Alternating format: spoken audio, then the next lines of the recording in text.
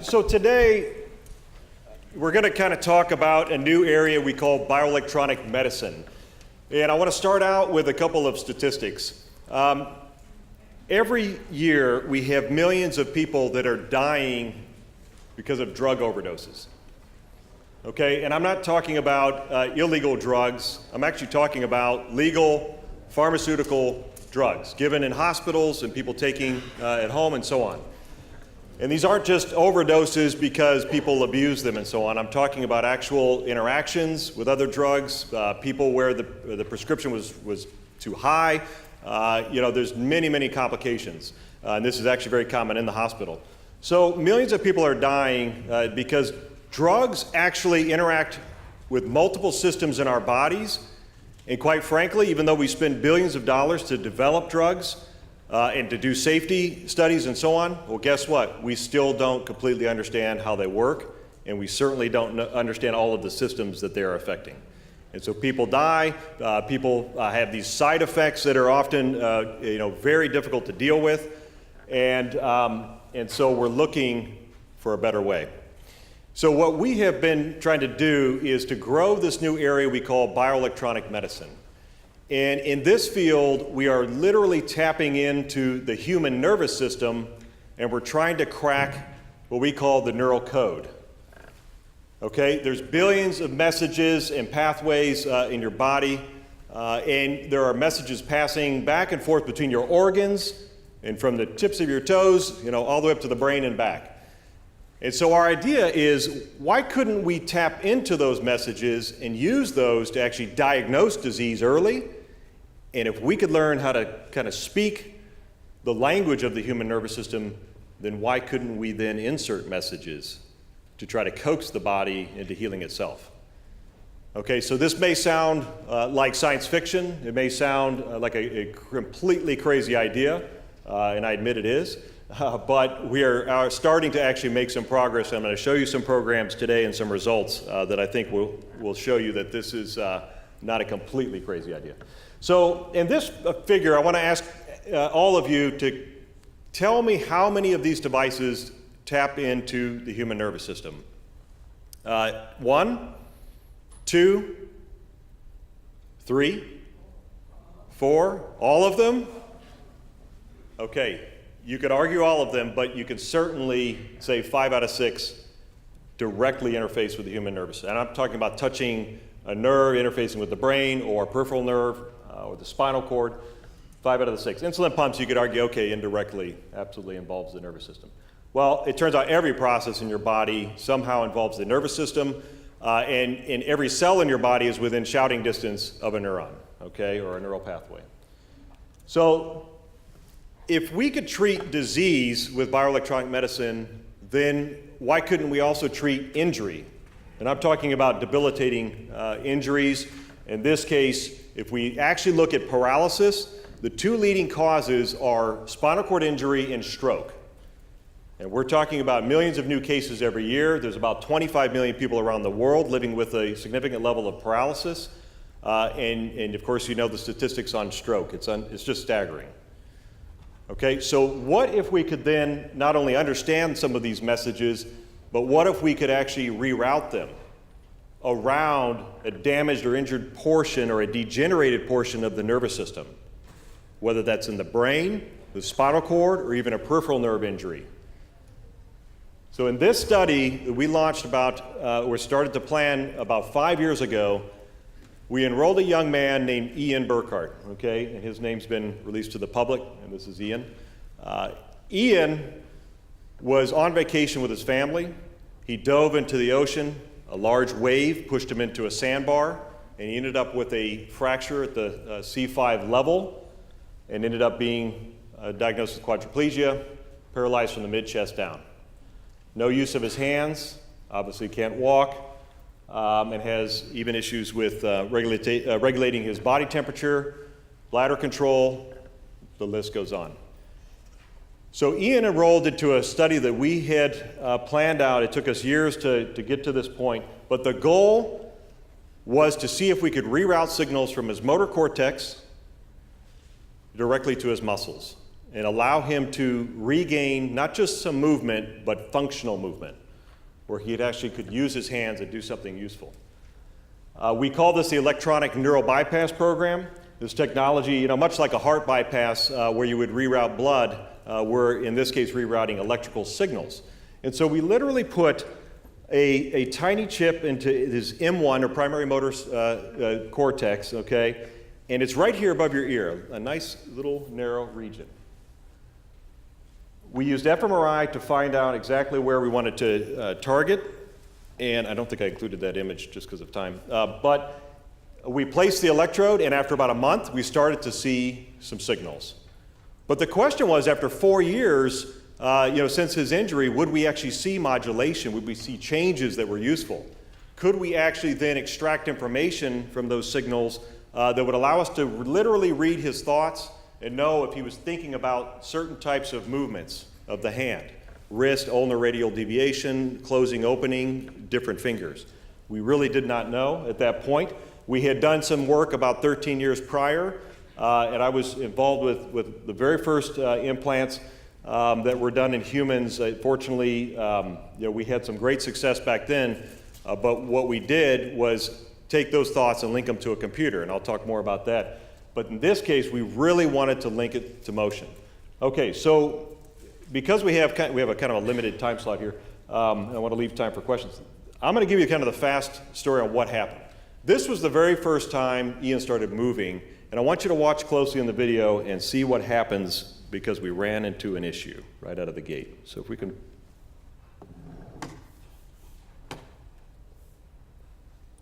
Okay, we'll play this.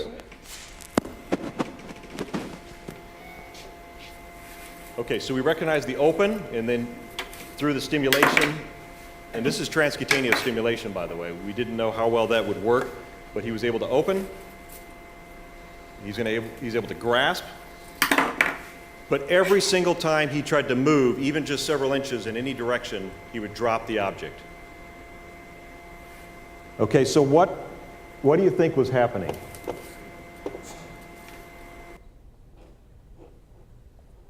I'll give you a hint. So over here is his brain activity, okay? So this is all the electrodes, about 100 electrodes, and every row, as you go down, is the activity from these different electrodes. It turns out that we certainly could recognize the intent to open and grasp, but as soon as he started to translate in any direction, you have what are called directionally tuned neurons in the motor area. You have obviously compound movement happening here with other joints that are involved, and so the brain activity changed dramatically. Okay, and we knew this might happen, but we didn't think it would be quite so dramatic. So we had to go back to the drawing board, and we started to develop ways to collect large data sets for both static and dynamic movements. And then we started using machine learning methods where we actually do mapping into what we call high dimensional space. So we basically try to account for all these scenarios. And we, again, didn't know if that would work. But it turns out that it did start to allow us to kind of adapt and keep up with these fast-changing brain signals. Now, one of the goals at the very beginning, for Ian was, because we asked him this, what do you want to get out of this study? And he said, I'd like to just be able to pick up just a glass of water, or in his case, he said actually a beer would be even better, being a 24-year-old male. He said, I would like to be able to do that by myself, with one hand, without having to ask for help from anybody. Okay? And so, in the first year, let's go to the next slide. Here's what Ian was able to do. And this is after a lot of work on his part and a lot of training.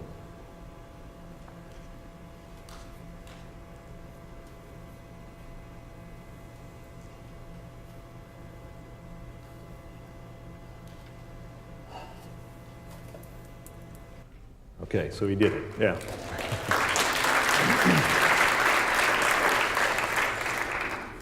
Okay, so that was a huge milestone for Ian, and we were learning a lot along the way, but then we thought, okay, what if you want to do rhythmic movement? And I'm going to do a quick test with everybody here.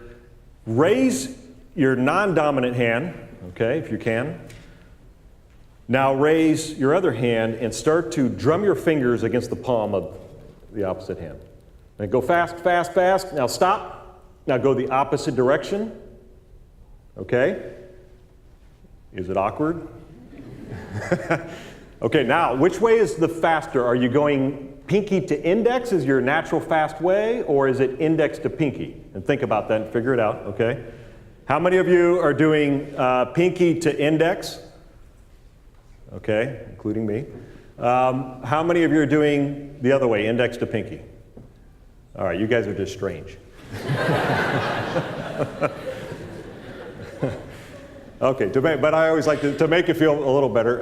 It turns out that 85, and that was about, this is a big enough audience here, 85% of people actually do the pinky to index as their natural fast way, okay? And I tried this with my kids when they were pretty young and so on, and it turns out that there's something, and I didn't see them sitting around drumming their fingers all day long. That came later when they became teenagers.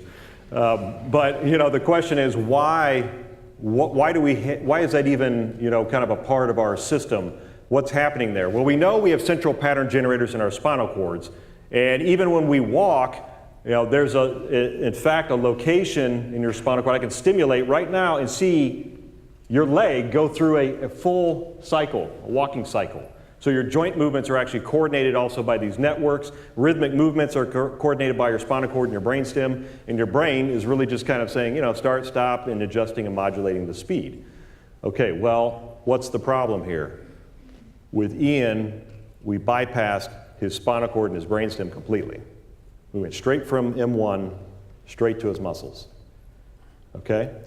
So what we decided to do was to see if we could actually recognize different patterns in the brain, different modulation patterns in M1 that would represent this desire to do oscillatory movement. Okay, we don't really, drumming fingers is one thing, but I'm talking about brushing your teeth and vibrating your wrist, okay, scratching. These are all oscillatory or rhythmic movements, as we call them.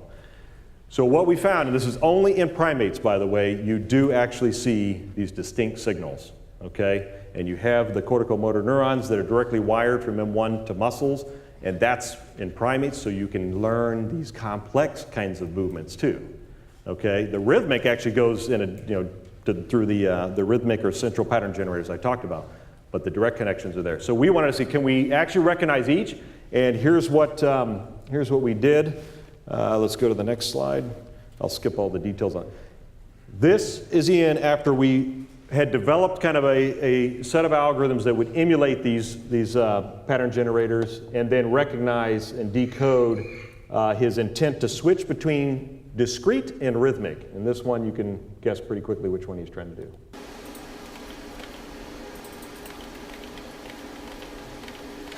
Yes. That was the first time he did it, and for months he had been saying, can I just please do some video games, something a little more interesting in the sessions. And I thought, okay, no, that's, we got to stay focused on these serious tasks. Well, my team said, no, we can track his reaction time, we can track, how well he's doing, accuracy, and he can have, some fun at the same time. So he can now do this, and he can move individual fingers, okay, and hit different buttons while the notes are coming. He can do these riffs like you just saw, and he can switch back and forth, okay, and he beats everybody now on the team. So that's, and watch that one more time. I mean, keep in mind, this is a completely paralyzed person that can't move their hand at all. Yes. That looks relatively natural. Okay, now we have tons of work to do to make it much, much better, but we're starting to see some very interesting movements. Okay, so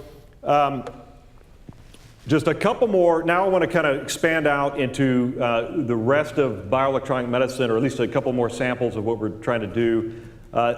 In the future, we want to try to create now a bidirectional bypass. So not only take signals from the motor cortex 2 muscles, but take the sense of touch, for example, or proprioception, the sense of a joint position. Can we take that around the injury? And this could be a stroke, by the way. I worked with a woman who had a pontine stroke. But we tried, we worked on doing this as well. But you could reroute those signals around that damaged area of the brain or the spinal cord. And if we could restore touch, now imagine what someone could do in picking up an egg in the kitchen or buttoning your shirt. You can't button your shirt without tactile feedback. you just can't do these fine motor types of movements. Okay, so that's one of the things that we are now working on. And then I wanted to tell you about this project, and I just alluded to it at the very beginning, diagnostics. We call this real-time diagnostics. If we can intercept some of these signals, okay, that are traveling back and forth between our bodies and our brain in essence, and if we know how to now decode some of these messages using these methods that we used in M1, could we intercept afferent or sensory signals from our organs traveling up and primarily through the vagus nerve, okay, in your neck? Could we put a chip there, intercept those signals, and decipher diagnostic information about your bodies and your processes, right? Gastrointestinal, I'm talking about cytokine, which are inflammatory markers. Inflammation may be starting to get worse in your body. The spleen, where we actually have cytokine production, doesn't actually have sensory or afferent fibers, but we can look at the liver, we can look at the pancreas, we can look at just about any organ, and almost every organ has the afferent or sensory fibers. Now, you've got to think about, there are thousands, well actually there's millions of receptors, okay? These are chemosensory and different types of sensory receptors that are excited by different molecules, okay, and different markers in our body. And we believe there's hundreds of different types. So if you could pull your cell phone out, okay, and have this chip in your neck and look at your glucose level, look at maybe your LDL, HDL levels, maybe you could look at triglycerides. If you could do that, but all based on neural signals that are using built-in biosensors that are already there, we believe that would be tremendous. And we have now been able to, just this year, start to find signals that look like they're correlating to glucose, which obviously would be tremendous. And if you think about your common blood tests that you go in for, and you look at the top 10 or 12 things that are tested, glucose, HDL, LDL, et cetera, they're all there, okay? Well, guess what? There's sensors already in your body for all of those things, at least most of those. And the problem with and I spent part of my career doing biosensor development. The problem is they foul, they have limited lifetime, in most cases. You have to replace them, right? They don't, you have to develop them if it's a marker that you're interested in that there doesn't have, where there's not a sensor. Okay, so I'm trying to kind of keep on time, but I think, so I just wanted to give you a kind of a sample of some of the projects in both doing diagnosis, doing diagnostics at an early stage, but then also treating debilitating injuries. I do want to mention one other thing that we're doing, and we're in the process of trying to spin a company out on this, is we have found a path that we can stimulate that will actually reduce bleeding. It looks like we can reduce bleeding by up to 40 to 50%, both the blood loss in terms of volume and also the bleeding time. So imagine if you were to be in an accident today or tonight, and then in the ambulance someone had a stimulator that could target this nerve, produce the right signal, and then reduce the amount of blood loss. That would make a huge impact in terms of mortality rates. The other actually area we're looking at is planned surgery. So if you knew you're going into surgery and bleeding is one of the known issues in that type of surgery, orthopedic and so on, a lot of those are very, involve a lot of blood loss, or can. If you could stimulate ahead of time and reduce bleeding in these surgeries, it would save blood. Okay, it would not only help with the complications and success rates would go up, but the blood, just in terms of shortage and volume of blood. So that's literally just a taste. We actually have 45 different programs that we have launched in the last 2 years since I came to the Feinstein and Northwell Health. We would love to collaborate with any of you that are interested. And so we have about 500 researchers in the main building at the Feinstein, and we have about 3,000 in our clinical research and basic research program at Northwell Health. But we are constantly collaborating outside, so if you're interested, please come up and talk to me. I want to mention stroke rehab one more time and traumatic brain injury. I have a personal story in terms of traumatic brain injury. This is an area very close to my heart, and I think that number one, it's underreported every year. Traumatic brain injuries are often either not reported or not fully characterized. Repeated concussions we know is an issue as well. But if there's a way, again, to either reroute signals in a very devastating condition or case, or to be able to stimulate and promote regeneration or the healing, process, there's a lot of data now that's starting to be developed or collected that shows that could work. And then the last thing I want to talk about is the brain to internet connection. So Elon Musk has launched a new company called Neuralink. And Brian Johnson also has a company, Kernel, and so Brian, I've run into Brian at different events and so on, and he, he's got a lot of energy, and I think these ideas are great. I was called to comment about Elon Musk's company and was asked, do you think that people will want to have brain chips, put in and connect their brains to the internet and be able to have that instant access to information? And I said, it's not a question of if, it's now just a question of when.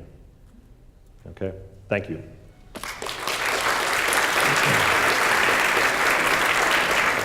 Future of Care is New York City's premier community for healthcare innovation. To learn more, subscribe to our channel and visit our website at futureofcare.nyc.